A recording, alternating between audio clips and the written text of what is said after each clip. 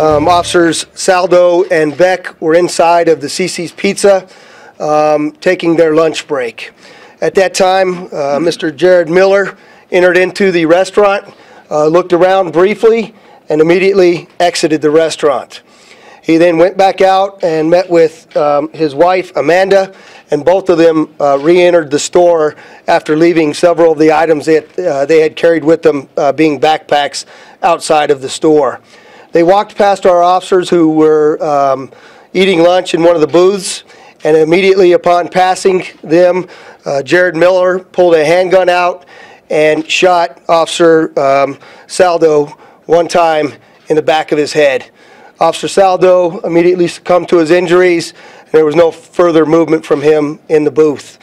At that time, Officer Beck immediately began to react when he was confronted with lethal gunfire from Jared Miller, and he was shot once in the throat area.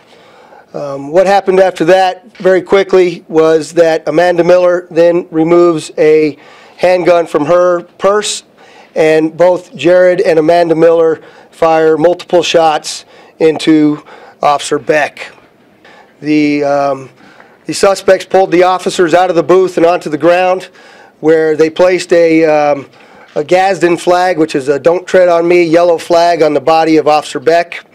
They also threw a swastika on top of his body.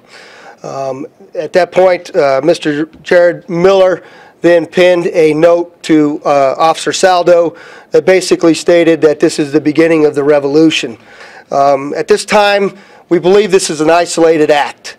As you all know, we're conducting hundreds of interviews. It's a very complex investigation. We're looking at social media, we're talking to associates, we're talking to neighbors, we're trying to make a determination what it is that could have been the motive, what was the motivation behind their targeting police officers, and walking in with no warning and executing our officers.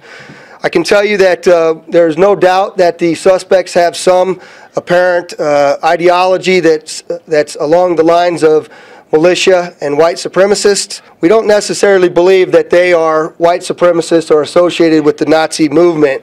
We believe that they equate government and law enforcement fascism and those who support it with Nazis. In other words, they believe that law enforcement is the oppressor and they're associated with the Nazi movement. We believe they've only been here since January of this year. Jared Miller has a criminal background where he is a convicted felon for vehicle theft offenses in the state of Washington.